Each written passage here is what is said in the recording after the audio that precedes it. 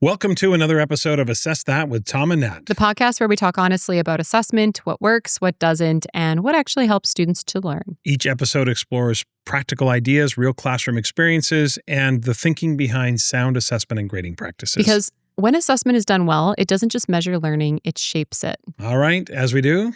As we must. As we must. Let's check in. Let's do it. All right, here's a fun question here for the end of March. We've had 3 months of 2026. And the fun question is, what is the favorite item or thing you've purchased so far this year? I know you're asking this because you want to answer I do. with something that you are obsessed with right now. And I don't necessarily have a thing I'm obsessed with right now. Okay, the favorite thing I've bought so far this Like year. Clothing, like... You know I love my clothes. Yes. I love to buy. Mm-hmm. I know what it is. It's a Dyson hairdryer. I've had so many girlfriends. I am a big hair girly. I've always loved my hair products, my routines, all of that. I've always used the janky 1980s weighs 50 pounds just leaf blower basically. And finally when I decided to go curly, I was like, you know what? I'm going to have to probably, because you have to put a bit of water on it every day just to get the curls shaped again. And I was like, I'm going to have to use a blow dryer every day. I can't be holding this 80-pound monstrosity. So I was like, I'm going to get the light Dyson, and I've fallen in love with it. Oh, yeah. It's really light. It's so good. It makes hardly any noise. You've commented on how... Yeah, that thing is magic. It's actually magical. It's a magical piece of technology. Not cheap. Not cheap. They're expensive AF. But really, really good. Yeah. Yeah. So... What is it, Tom? Well, besides the earrings I bought you for Valentine's Day. Well done, sir. See what I did there? Not my first rodeo. It's my Instacart membership. I am obsessed with Instacart. Let him know. But I'll tell you why. Okay. Here's been my frustration with Costco. Okay. Costco, because I'm a big air miles, travel miles guy. Yeah, I want to get miles on everything I can. So I hate using my debit card because I don't get air miles. Costco only accepts MasterCard. I don't have a MasterCard. I have a Visa. I have American Express. Okay. So whenever I shopped at Costco, I always had to use my debit card. And it was felt like a waste, but they've got lots of items that we like. Mm-hmm. Instacart does delivery with Costco, $35, and it's free delivery. And you can pay using your Amex or your Visa, which means I can shop at Costco and get points. And so I love it. In particular, it happened, last month. I came home from a trip. And you don't have a car. I mean, I think this is the thing that people have to understand. Natalie doesn't have a car, and you don't want to drive my truck. No. So when I'm away, you don't have a vehicle. So it's not like you could go to the grocery store and load up and bring the groceries home, right? So I get home from the trip from San Antonio about a month ago, and we had a packed day. Mm-hmm. And I could just go on Instacart and order the groceries, and they showed up. I never had to leave the house. A little bit of a fee. It's a $99 membership a year. Instacart, if you want to sponsor the podcast, please feel free, but we get no money for this. This is so men versus women. The fact that the number one thing that you're most excited about is your points, when it's you don't have to go to Costco is the first thing that comes to mind for me. Well, I'm get me out of that. That too, because I'm okay with battling Costco, but sometimes I've been there and I've left because it's that's a a nightmare. People are a lot. But it really is I'm going to stop because I could go on forever. But for someone like yourself or my daughter, when I told Sam about it and she's like, she doesn't have a car, for her to get an Uber to the grocery store, this is such... I'm just thinking of all the people in the city or anywhere that don't have vehicles where it's not actually that expensive to because if you're going to take a taxi or an Uber to the grocery store, it's going to cost you anyway. Right? It's a $99 membership, and then you pay a little bit of fee on the delivery. Okay. But you got to ask yourself, what is your time worth to... Anyway, I could go on and on about Instacart. I think it's one of the greatest things I've uncovered. I'm probably late to the party. I know people are like, Instacart was so 2023, Tom, or whatever. Yeah. But I'm telling you, I absolutely have... I came for the points. I'm staying for the convenience. Let's put it that way. Instacart, if you need Sponsored a spokesperson, I'm your guy. I love it. Okay. Let's do it. Back to our scheduled programming. A quick reminder of the PD events that we have coming up this spring, this week. Yes. April 1st and 2nd, Tom is hosting the Grading from the Inside Out 2-day workshop in Franklin, Tennessee. Mm-hmm. And very soon, April 9th and 10th, we are both plus our 3 incredible consultants with the Canadian Assessment Center hosting the Canadian Assessment Center Spring Conference in Vancouver. Yeah. We're so freaking excited about this Less one. than 2 weeks away. It's less than, so get in there. Maybe if you send us an email, maybe we'll get you a ticket, but I think they're technically closed by now. But links in the show notes for all those events. Yeah, and speaking of CAC, we want to remind people the link in the show notes also about joining our email list if you're interested in getting all the updates on the Canadian Assessment Center, offerings, events, all the things we're doing. We'd love for you to be a part of that. Big welcome back to any returning listeners and a big welcome to any new listeners joining us for the first time. We appreciate all of you. In today's episode, we're unpacking a hard truth. Feedback doesn't improve learning. Students acting on feedback does. You got it. Too often we spend hours writing thoughtful comments that never translate into any kind of meaningful revision. Right. We're going to explore the 5 biggest reasons feedback fails, from grades competing with growth to feedback that overwhelms, arrives too late, or shuts down thinking. And we'll share practical design shifts that ensure your feedback actually moves learning forward. So that's today's plan. Let's get to it. Let me start with something that might feel uncomfortable. If your feedback isn't changing student work, it might not be feedback. It's commentary. Yeah. We tell ourselves that feedback improves learning, but feedback just in its existence doesn't improve learning. It's the students acting on the feedback that actually improves learning. And that's where this breaks down in most classrooms. And that is, in fact, the tension we want to explore today, because teachers care deeply about feedback. We know that. They spend hours writing feedback, thinking about it, crafting it. And yet, if we're honest, how often does it actually produce meaningful revision from the students?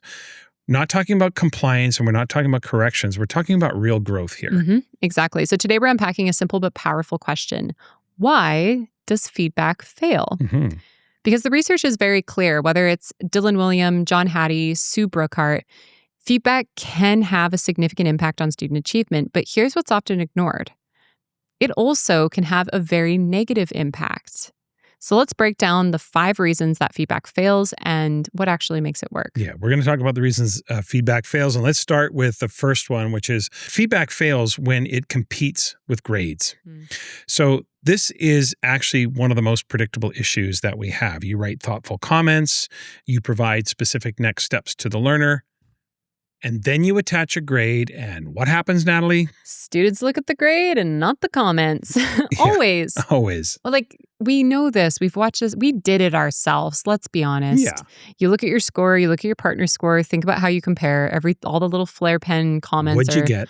Thrown in the garbage can. So, it's like if you received an evaluation from your admin, let's say, a teaching evaluation with a number attached, your brain is going to latch onto the number. So say they give you, say it's on a proficiency scale, right? Yeah. They give you a 3, but it's out of 4, so to speak. There's a higher level. Yeah. All of the comments are glowing. Yeah. What's the first thing you'd think, Tom, if you got a 3? Why am I not a 4?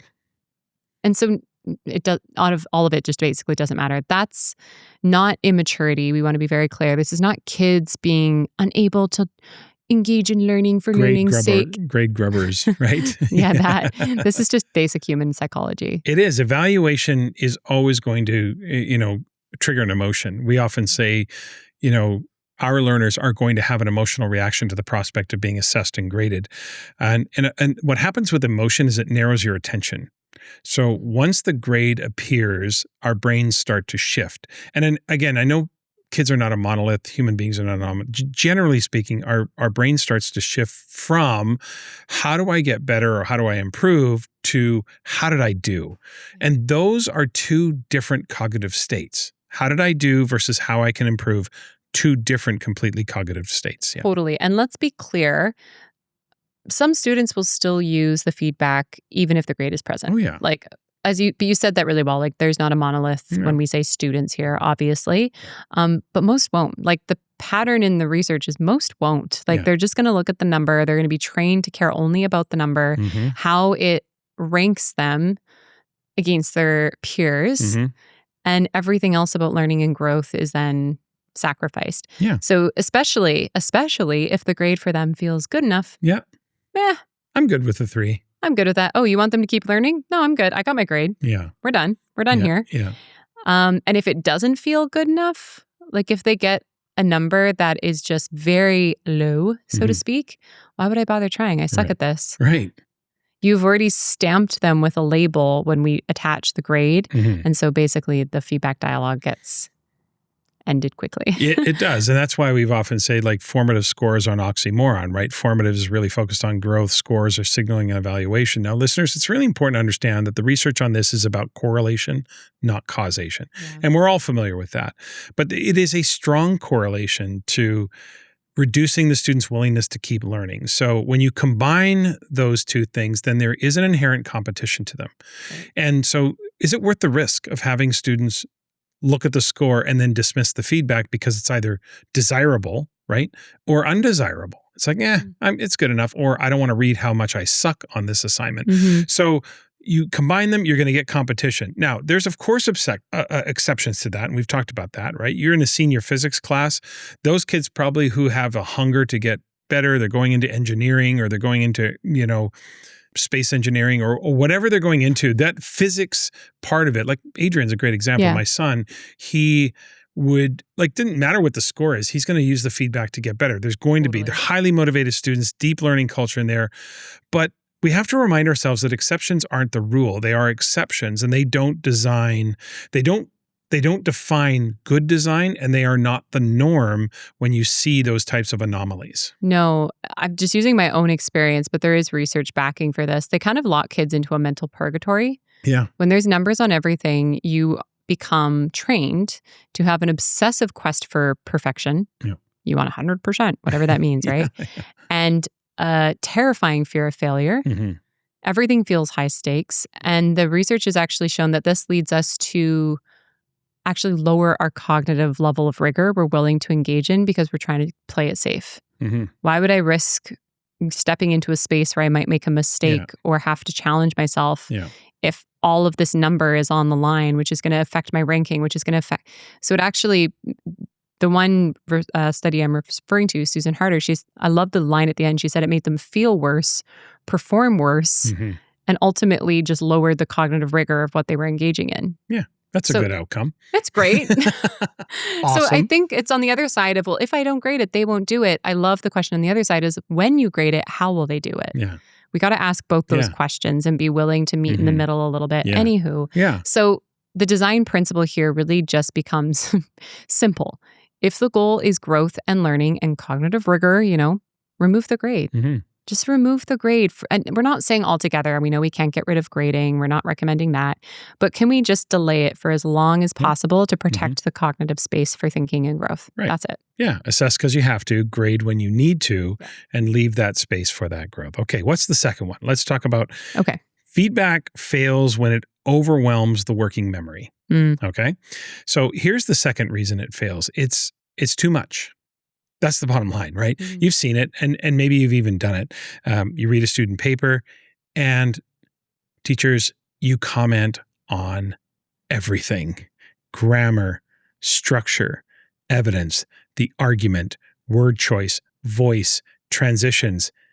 Now, in your heart of hearts, you're trying to help. Totally. But working memory is limited for all of us, no matter what our age. When feedback exceeds any learner's capacity to process and act, overload happens. Totally. And then overload in practice looks like either just shutting down and doing nothing. So we call this analysis paralysis. Avoiding revision because it's this is too hard, it's too insurmountable. Yeah. Or doing it, but just kind of cherry picking the things that feel easiest in the face of something that feels insurmountable. There are many things I notice in the field that I think we could critique around what teachers do with feedback. And one of the things I've often noticed is that for all the right reasons, teachers are often guilty of giving kids too much feedback. Yeah. Now, how do you measure too much? Because it isn't a time, it is a time thing, but it's not a volume thing. So what I mean by too much is often is you ask yourself the question, how much time am I prepared to give the kids to act upon the feedback? So feedback volume needs to match revision time. Yeah. When that happens, then you're in a good place. So if a teacher thinks to themselves, look, I've only got 20 minutes the next day for the kids to work on their revisions, they're not going to be able to act on 15 comments. It's not going to happen. So instead of asking yourself, what's wrong with this? Ask what's one or two moves they could make to improve. Like, what is most pressing for my learners if I have a limited amount of time? So matching the feedback volume time has got to match the revision time. And that's discipline. Yeah. That means putting the pen down. Yes. I had to coach myself to do this. Literally putting the pen down. Mm-hmm. Like, I'd have to sit on my hands and read the whole piece and then go, okay, what is most pressing here? What should we prioritize? Yeah. So that you can feel a sense of ownership and accomplishment when I hand this back to you. Yeah. And just put the pen down. Put the it's the pen number down. one thing I'd say to everybody, especially English teachers, though. Yeah. We're notorious for this. Yeah. We're like, vague, ... comma, splice, like we just are fill it with our little codes that we make up. Put the pen down. Yes. But this is what effective instructional design really, really requires. Mm-hmm. It's actually a less is more approach, because feedback isn't about proving how smart we are and how much we notice. Like, good for you. You have multiple degrees, more than a 14-year-old. Like, cool, chill. And I'm saying this to myself. Like, if I could, I was so bad for this. I had so much imposter syndrome. But the goal should really be improving learning, not proving ourselves. Yeah. And even I would take that even a step further, which is to say to improve the learner, meaning good clarification. And I picked this, no credit to me. This is Dylan William.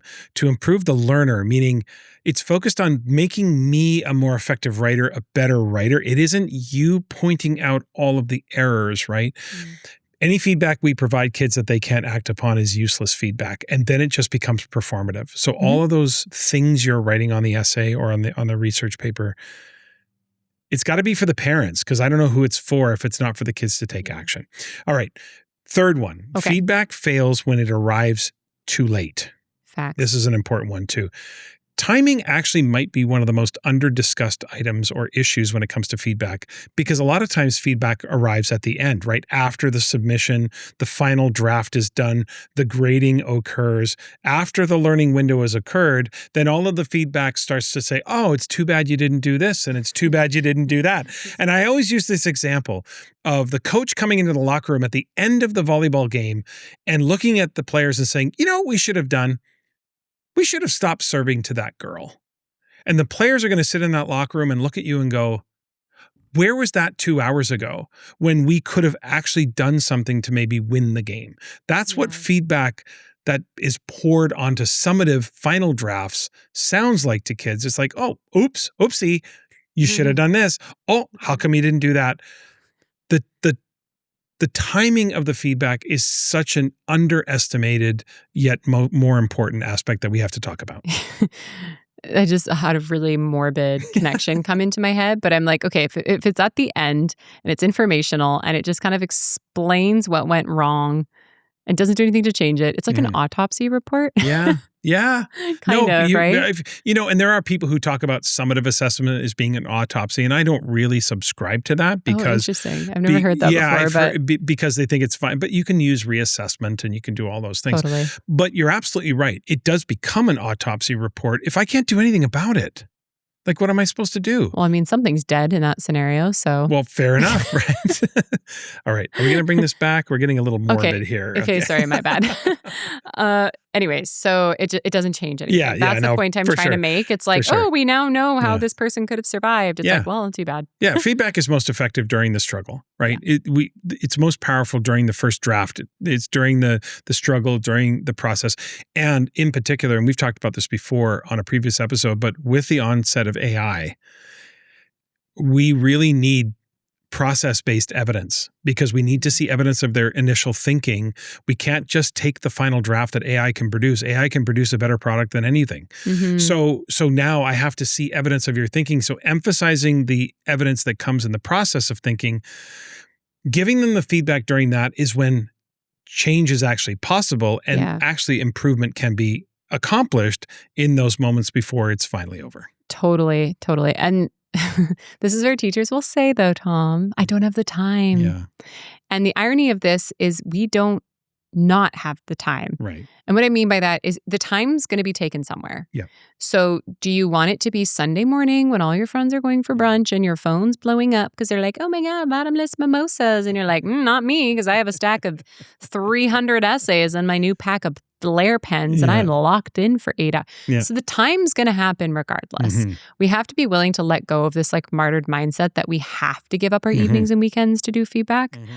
It can mostly be done in class. Like I've lived this shift myself. I've told this story many times of being the English teacher who loved to self-sacrifice and be up till 3 a.m. and I never sleep. And I was so ineffective. Yeah. So ineffective. I think I had a funny personality, so the kids kind of just liked me anyways, but they weren't growing a lot in my classroom. As soon as I realized like this idea of do it during the learning, but also then how to get better at doing it during the learning, and then even on top of that, to have such good assessment literacy that the criteria were so clear and so transferable and task neutral, you don't actually have to spend a lot of time grading. Right. The first time you realize that like that conversation's already been had and this is just kind of like my stamp moment, grading doesn't really feel like a heavy lift at all. It doesn't feel scary. It doesn't feel like I have to justify myself. It doesn't feel like I have to sacrifice my evenings and weekends. And this is my number one thing that breaks my heart when I talk to teachers out in the field is just how much of their personal time they're sacrificing for something that isn't working. Like it just isn't. And it's rare that the feedback points out something that actually gives us our I think time this back. is the perfect time to talk about the feedback flow system mini course that we have with CAC. Honestly, like, we didn't plan this, but honestly, that flare pin story and all that. Tell listeners about the mini course that we've developed and what that is. So just released actually last week, so hot off the presses. But it really is a culmination of my entire career as a high school English teacher. And then my now 4 years in the field, watching teachers realize this simplicity of the assessment and grading and feedback system, get their evenings and weekends back, and just like this, it's like the job becomes an easier lift. They love it again. The kids are learning more. They feel more effective. Now, yes, I'm an English teacher. So what I actually did is I went out and found 4 case studies across Canada of people who were using the same feedback research in practice. So we have a science example, a math example, phys ed example, a social studies example. It's meant for grades 6 to 12. I will be honest about that. This is more of a pressing problem in the middle and high school years. Yeah, it's a different kind of a beast in elementary, but we'll include a link in the show notes. You can tap in as a teacher. It's priced very accessibly for an individual teacher. We also have packages though for leaders because we started getting questions like, I love this. I want to do it with my staff. How do I implement this? So we have some extra freebies we've thrown in, like a slideshow to introduce it to your staff and implementation guides that you know exactly kind of what to do when to support them moving through this system to take back feedback as an in-class experience and claim their Sundays. Yeah, as Natalie said, there's a link in the show notes for that. Check it out if that's for you, if that's something you want to take back to your principal or principals, you want to take it to your superintendents, anything like that, that's available for you. So we did not plan to do that, but I thought when you told the story about the flare pens, I just thought, okay, this is a good time to actually talk about that because that story is so personal and it really is the reason you developed so many feedback strategies or implemented so many feedback strategies that were effective. But here's another critical shift under this particular challenge around when feedback arrives too late is I think we sometimes have to remind ourselves as classroom teachers that you don't have to be the only feedback provider in the classroom. You're outnumbered. Okay. So students being taught how to self-assess, therefore give themselves feedback it's available 24 hours a day, 7 days a week. Students can always self-assess, right? When they're there. Even in a peer assessment situation, if you've got 30 kids in the classroom, you could have 15 people giving 15 people feedback. No one's denying that the teacher's feedback is more expert than the students. But many, many of our students have much to tell one another about how to improve the quality of the work. So if there's something in your feedback system that is kind of burning you out and you're struggling with that, remember that you don't have to be the source of all the feedback. They are the multipliers of how feedback can be effective in your classroom. Okay, I think this is a huge one, but let's talk about how feedback fails when it doesn't cause thinking. All right, number 4, here we go. This is a good one. This one is actually quite subtle and yet probably the most transformative of the list. Because sometimes our feedback is clear, it's specific, it's helpful, like, all the little graphics that are online if you search feedback, and it still fails. Right.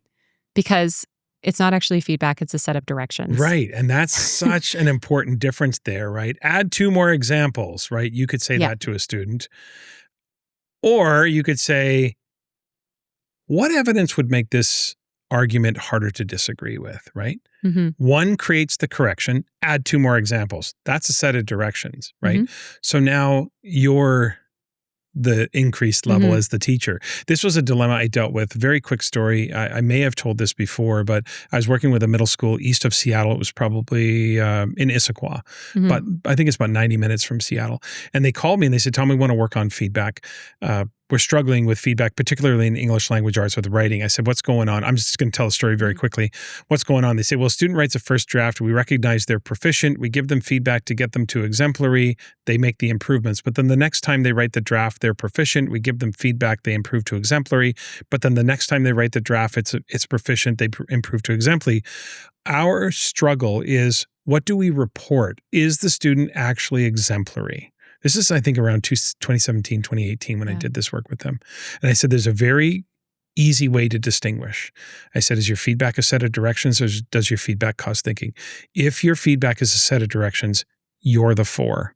If your feedback causes thinking, they're the 4. And then I went in to talk about authoring and how we have editors, but the editors never tell us what to write. They ask us questions, they give us suggestions, right? So add 2 more examples is a set of directions that creates a correction. But the question, what evidence would make this argument harder to disagree with, that one creates thinking. Totally. And if our long-term goal is independence, which we know it is. Of course, yeah. And remember, a little throwback to last episode, independence is not a level of achievement. It's a condition of evidence. Like we need a level of independence with all the evidence. Otherwise, we did it, like Tom said. Then feedback should gradually shift cognitive responsibility to the students. And some kids might be ready for this right away. Others, it might be a slower shift. But this means asking more questions and offering fewer comments. And that's such a huge thing. That we can actually use questions as feedback. Just sit with that for a minute if you've never considered this before. Highlighters as well are a great strategy. Love that one. I often will phrase it as cues, questions, prompts, highlights are ways to cause thinking. One of my other favorite expressions is not every moment of feedback has to be epic. No. It just needs to cause more learning. And this idea of prompts and fewer prescriptions. If students can't identify their own next steps without us, we haven't built capacity. We've built dependency. Right? They're dependent on us. So let's go to the last one. Oh, this is a big one. Feedback fails when it lands emotionally wrong. As we all know, feedback is never neutral. Case in point, if your principal or your superintendent, if you're a principal, came to your door right now and was like, hey, do you have a moment for chat? It's got some feedback I wanted to give to you. No one's stoked for that conversation. No. You're like, the millennial, apparently, we always think we're going to get fired. I'd for sure start like panicking because I'd be sure I'm about to get fired.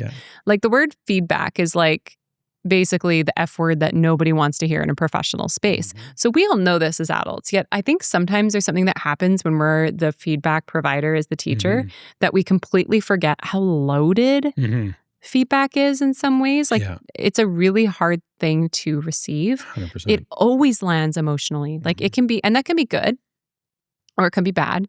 But students don't just hear what we say. They are interpreting every little bit of it through a number of different triggers and lenses to interpret who they are as a person. It's that emotional side of it and how it lands. It is not just a clinical exercise in delivering accurate information about your deficiencies. There's always an emotional, we talk about this with assessment all the time. There's emotion that surrounds it. So feedback intervention theory tells us that when feedback shifts attention from the learning to the self, then their performance drops. John Hattie's talked about this, right? Praise-based feedback that is focused on the individual. If students think to themselves as a result of your feedback, I'm bad at writing, that's going to be a problem. Learning is going to slow down. They're going to start to self-inflict anxiety, stress, all of those different things. But if they think to themselves, this paragraph needs a stronger structure or a more clean argument or better examples, that's when learning is going to continue or accelerate or what have you.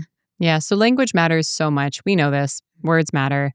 Not like you're disorganized here. Like, what is wrong? Like, what is wrong with you? Okay. But thanks. Yeah, I know. Thanks. I don't know. That was a crappy example. It just came off my mind. No, it's good. I mean, it's a good example, right? Yeah. But like there's almost this weird, like, I think when you're getting evidence in all day, every day, when you see the same mistakes over and over, that frustration unintentionally, like you're not meaning to act this way, leaks out into a tone that is there. And the kids can pick up on it. And now they feel that like you're mad at them. Yeah. And you're not, but you are frustrated at the same mistakes. Mm-hmm. So it's a tricky thing. But you could say, instead of you're disorganized, like, this structure makes your reasoning hard to follow. What might be a different structure to consider? Yeah. So again, it opens up a space for possibility and wonder and like, but it's not just like a label on who they are as a person. So you're commenting on the work, not the person. Yeah. It's a big takeaway here. All right. So let's talk about what actually makes feedback work and synthesize this. Feedback works when grades are removed during growth. So we grade when we need to. It is a part of what we do. It is what it is, but it doesn't have to happen all the time. 2, when volume matches the action time. Yeah. So let's make sure we're not quote unquote giving too much feedback. Too much is always measured by how much time you're prepared to give. Timing of the feedback is during the learning, not after the learning. Feedback is going to be most impactful when kids have time to act upon the feedback. We want feedback that causes thinking, number 4. And number 5, we want students to be trained and coached on how to give themselves their own feedback. Totally. And here's the bigger reframe. Feedback is not a moral act. It's not proof that we care. It's simply a part of our instructional design. Mm-hmm. So if students aren't revising or enhancing their work of their own independent volition, we just don't need to care more. We need to design differently. Yeah. Feedback isn't what we write or what we say. Mm-hmm. Feedback is what the students do next. So here's the reflective question that we want to leave you with. Think about the last feedback cycle in your classroom. Did it produce revision or did it just leave comments? Right. If students aren't changing their work, the feedback didn't land. Like, it didn't produce the desired result. And therefore, if it didn't land, that's not a motivation problem. That's a design problem. And design, luckily, is something that we can learn and improve. Right. Feedback, we know feedback works, but only when it's built for action. Okay, that's it for this week. We'll be back in 2 weeks with another episode of Assess That. And don't forget to follow Assess That on Twitter or Instagram. We've got links in the show notes for both of those. If you have any specific topics that you'd like us to talk about on the show, you can DM us on either one of those platforms. Yeah, and don't forget to subscribe to the YouTube channel as well that we've got the podcasts on now. And a reminder to check the show notes for all of the links for the upcoming professional learning events we've mentioned in the opening. And please, as always, subscribe, rate, and review the podcast, as it really helps us to grow the podcast's reach. And finally, if you like what you're hearing, please keep spreading the word about the podcast to your friends, your colleagues, or on social media. We would really appreciate that. And remember, assessment isn't just a tool, it's a conversation. And we're here to make it a better one.